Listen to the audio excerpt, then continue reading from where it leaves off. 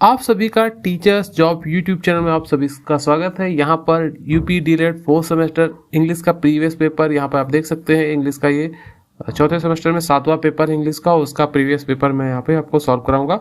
और क्योंकि previous question से बहुत सारे इंपॉर्टेंट प्रश्न आते हैं, और चैनल को जरूर सब्सक्राइब करें। यहाँ पे डीलेट सेकेंड सेमेस्टर 4th 3rd सभी की जो है इन्फॉर्मेटिव वीडियो और काफ़ी इंपॉर्टेंट जानकारियाँ मिलेंगी। चैनल को जरूर सब्सक्राइब करें। साथ ही साथ जो भी आप टीचर्स की भर्ती की प्रिपरेशन कर रहे हैं उन सभी के लिए यहाँ पर आपको अपडेट मिलता रहेगा। चैनल को जरूर सब्सक्राइब करें। यहाँ पे टीचर जॉब सिर्फ टीचर डेडिकेटेड चैनल है। तो चलिए वीडियो की शुरुआत करते हैं विदाउट डिले। तो यहाँ पर पहला क्वेश्चन आया है ऑब्जेक्टिव टाइप में। यहाँ पर लिखा हुआ है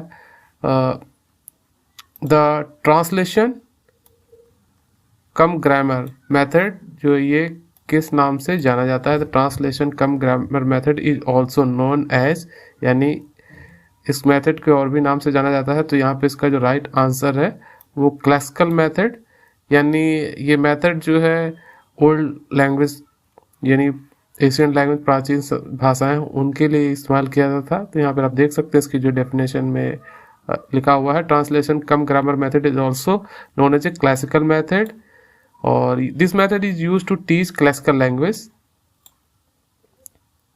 जो कि एशियन टाइम में पढ़ाई जाती थी। और यहाँ पर देखिए लिखा हुआ है second question, the origin of direct method, यानी डायरेक्ट मेथड का ओरिजिन क्या है। तो यह इसका उत्पत्ति यानी जहाँ से ये भाषा जन्मी उसका नाम है डायरेक्ट मेथड जन्मा, तो ये फ्रांस है। The origin of direct method is France. Direct method is also known, यानी और भी नाम से जाना जाता है, यानी natural method, mothers and anti grammatical method. तो ये जो है 1991 में The method originated in France in 1991. Which of the following complete the sentence hard? यहाँ पे देखिए सेंटेंस है और ये fill in the blank है, इसमें हमें कंप्लीट करना है इसको। Hardly had I reached the station, यहाँ पे when का इस्तेमाल होगा, यानी option C when train left। उसके बाद यहाँ पे फ्रेम द वर्ड प्रोसेशन, यानी जो वर्ड प्रोसेशन है वो किस वर्ब से बना हुआ है। यहाँ पे आपके सामने प्रोसेसिव एंड प्रोसेसिवनेस, प्रोसेसिवली एंड प्रोसेस, तो डी ये से वर्ब है, इसी से यहाँ पे ये प्रोसेशन बना हुआ है। उसके बाद यहाँ पे दिया हुआ है choose the correct complete following, यानी इसमें आपको करेक्ट वर्ड फिल करना है। वंस मस्ट डू, तो ये काफ़ी इंपॉर्टेंट प्रश्न है, इस तरह के प्रश्न पूछे जा सकते हैं। वंस वन मस्ट डू, और यहाँ पे आपके सामने फिल ऑप्शन में one's and his her and ours, तो यहाँ पे दिया हुआ है, तो ये वंस फिल किया जाएगा। यहाँ पे वंस ए ड्यूटी, यहाँ पे आप देख सकते हैं one's must do one's duty. वही शॉर्ट टाइप क्वेश्चन जो पूछे जाते हैं उसमें ये देखिए क्वेश्चन पूछा गया combine the following sentence into compound sentence, यानी कंपाउंड सेंटेंस में इसको बदलना है। The animal may be fish, एक ये सेंटेंस हो गया। It may be serpent and it may be it must be one of them, तो इसको कंपाउंड में बदलना है। तो यहाँ पे मैं आपको बदल के दिखा देता हूँ कैसे कंपाउंड में बदला जाएगा।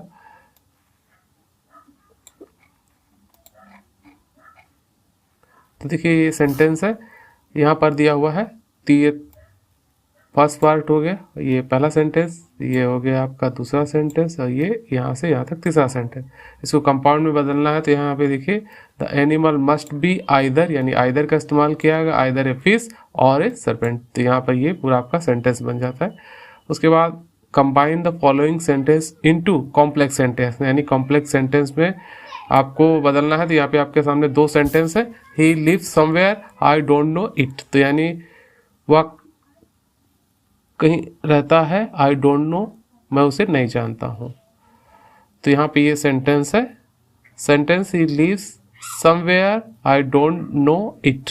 तो यहाँ पे कॉम्प्लेक्स में बनाते समय आपको देखिए लिखना I don't know where he lives, मैं उसे नहीं जानता हूँ कि वह कहाँ रहता है। उसके बाद यहाँ पे change the following sentence in the past indefinite tense, यानी पास्ट इंडेफिनिट में ये सेंटेंस बदलना है। ये दिया हुआ है प्रेजेंट में, I do not know where he lives, मैं उसे नहीं जानता हूँ कि वह कहाँ रहता है। तो यहाँ पे आपको इसको बदलने के लिए यहाँ पर डिड लगेगा। तो यहाँ पे देखिए डू की जगह डिड हो गया है, और यहाँ पर नो, उसके बाद नॉट के बाद नो और वेयर, और ये जो प्रेजेंट इंडेफिनिट टेंस यानी वर्ब की फर्स्ट फॉर्म है वहाँ पर आपको लिव्ड यानी ये लिख देना है, ही lived. Change the following sentence into past continuous, यानी पास्ट कंटिन्यूस में जिसमें रहा है, रही है, रहे थे, ये सब आएगा। तो ये रहे थे, रहा था, उसमें आता है। यहाँ पे देखिए ये आपका पास्ट इंडेफिनिट का दिया, we went to Agra yesterday, तो यहाँ पर इसको बदलना है कंटिन्यूस सेंटेंस में। तो ही के बाद यहाँ पर पास्ट कंटिन्यूस में जब बदला जाता है तो वॉज लगाकर जो वर्ब होती है, यानी उसकी जो वर्ब की मेन फॉर्म उसमें आईएनजी जोड़ा जाता है, यानी वॉज गोइंग टू यस्टरडे। तो यहाँ पर ये आपका सेंटेंस बन जाएगा। उसके बाद यहाँ पर दिया हुआ है complete the following sentence using correct form of verb in the bracket, यानी जो ये वर्ब में ब्रैकेट में वर्ब दिया हो उसे करेक्ट फॉर्म में लिखना है। द डॉक्टर, यहाँ पे space, after the patient had died, यानी पास्ट में दिया हुआ है तो इसको भी पास्ट में रखना है। तो यहाँ पे कम, यानी इसको केम करना है, तो यहाँ पे आपका केम आएगा। यहाँ पे देख सकते हैं doctor came after the patient had died. उसके बाद यहाँ पे प्रश्न पूछा गया fill the gap using correct form, यानी उसी सेम तरह का प्रश्न, यानी जो ब्रैकेट में वर्ब दिया उसे आपको करेक्ट फॉर्म में फिल करना है। Shyam will have left for Mumbai before the rainy season begin, यहाँ पे बिगिन यानी यहाँ पे लिखा है कि बरसात सीजन से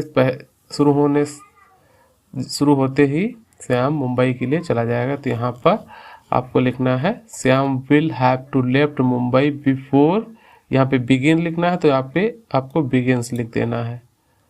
उसके बाद ये प्रश्न दिया हुआ है व्हाट इज, यानी शॉर्ट टाइप आंसर में what is difference between the objective and adverb, define the at least one example of each, यानी एक सभी का मतलब एब्जेक्टिव का इसका एक एक एग्जाम्पल देना और डिफाइन करना है। तो इसमें सिर्फ जो है देखिए एब्जेक्टिव है वो नॉन और प्रोनाउन के विषय में यानी बताता है। तो यहाँ पर देखिए जो यहाँ पे लिखा हुआ है an objective qualifies a noun and pronoun, noun और प्रोनाउन के विषय की विशेषता बताने वाला यानी क्या होता है एब्जेक्टिव, तो ये हो गया। और उसके बाद यहाँ पे आप देख सकते हैं an objective qualifies a noun और प्रोनाउन, एंड जबकि वाइल एडवर्ब क्वालिफाइज यानी ये वर्ब की विशेषता, तो यहाँ पर एडवर्ब। तो इसका ये सिर्फ सिंपल सा डेफिनेशन है एक लाइन में। इसके एग्जांपल्स देख सकते हैं रजनी इज ए फेयरेस्ट, यानी इन माई क्लास सबसे सुंदर लड़की है मेरे क्लास में, तो यहाँ पर फेयरेस्ट क्या होगा एब्जेक्टिव। उसके बाद go quickly otherwise you should miss the train, तेजी से जाओ अन्यथा ट्रेन चली जाएगी यानी ट्रेन छूट जाएगी। तो यहाँ पर क्विकली यानी तेजी से, ये क्या हुआ ये एडवर्ब है।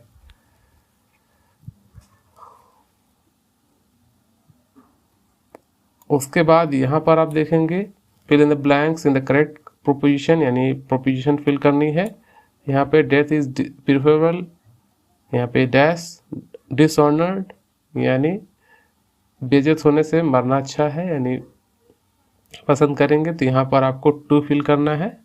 और he is confident of winning, यहाँ पे ऑफ फिल होगा, ये प्रोपोजिशन लगेगा। उसके बाद यहाँ पे अगला प्रश्न दिया हुआ है यूज द फॉलोइंग फ्रेजेस, यानी फ्रेजेस आपको दिया हुआ है to pass the buck and take after off own age bring out the meaning, यानी इसके मीनिंग्स को भी बताना है उसके और अपने आप शब्दों में इस्तेमाल करना है सेंटेंस में। तो यहाँ पे इसका मीनिंग आप देख सकते हैं टू पास द बक यानी someone is evading responsibility by passing the blame और टू समवन एल्स, ये इसका टू डेफिनेशन है। उसके बाद यहाँ पर एग्जाम्पल है I don't think I can trust Fred with demanding task, he always trying to pass the buck.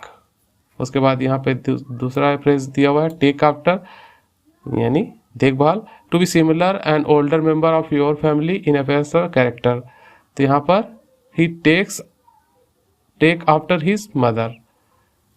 उसके बाद यहाँ पे सेंटेंस दिया हुआ है करेक्ट द फॉलोइंग सेंटेंस, इसको सेंटेंस को करेक्ट करना है।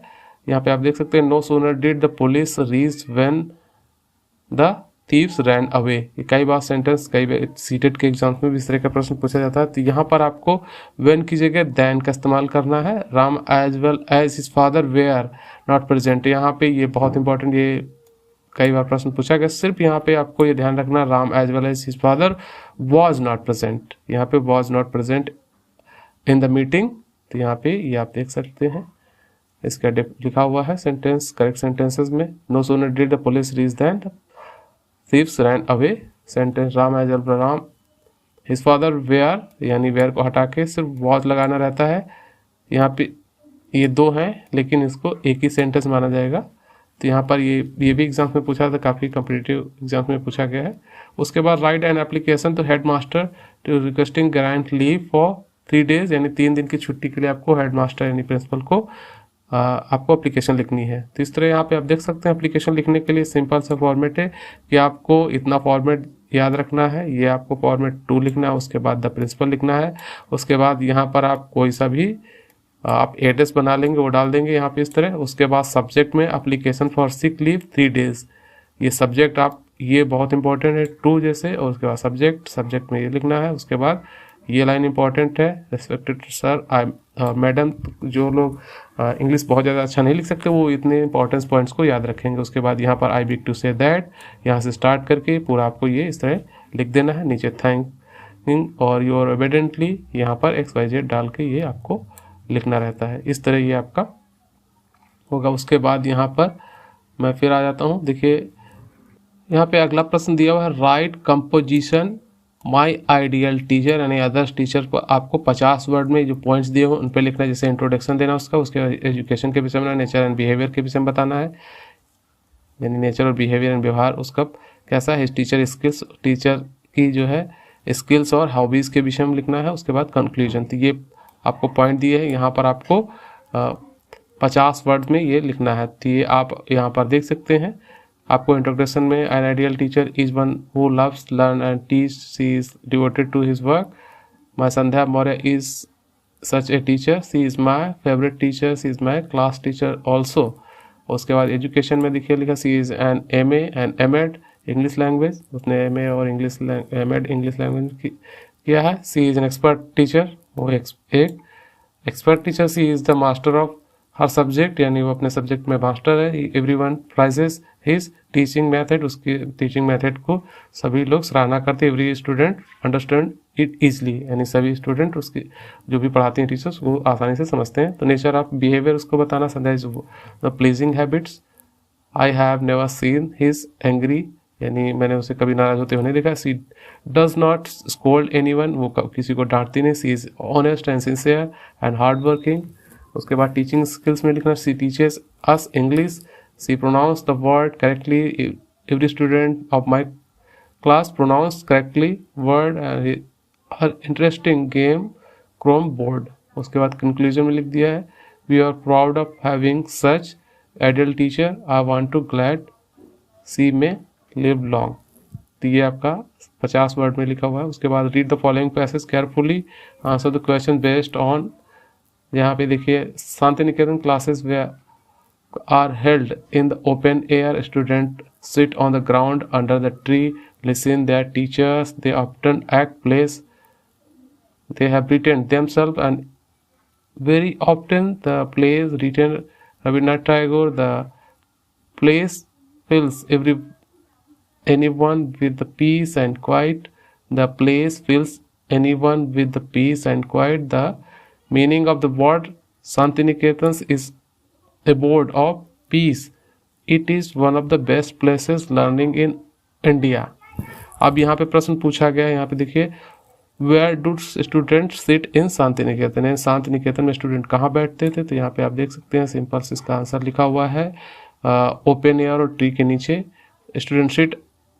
यहाँ पे इसको आसानी से यहाँ से पिक कर सकते हैं, student sit on the ground under the tree, ये है। तो यहाँ पे आप देख सकते हैं इसका लिखा हुआ है right answer, student sit under ground tree at Shanti Niketan. और यहाँ पे इसका मीनिंग पूछा गया है, तो यहाँ पे aboard, find out the following meaning in the passage, जो होम दिया है इसका मतलब क्या है। तो यहाँ पे आप देख सकते हैं इसका मतलब है अबोर्ड। तो ये इंग्लिश का प्रीवियस सॉल्व पेपर था, इजीली यहाँ पर मैंने इसको सॉल्व करा दिया है। और भी इसी तरह की इंफॉर्मेटिव वीडियो के लिए चैनल को जो सब्सक्राइब करें। और यहाँ पर मैं आपको बता दूँ, अभी आपको ग्रामेटिकल जो रूल्स एंड रेगुलेशंस हैं, जो भी आपके ग्रामर के पोर्शन में उसको 4 सेमेस्टर की पूरी कवर कर दूंगा। बहुत सारी चीज़ें हैं इसमें इंग्लिश 4 सेमेस्टर के लिए, वो मैं कवर करूंगा। तो वीडियो पूरा देखिएगा, चैनल को जो सब्सक्राइब करिए।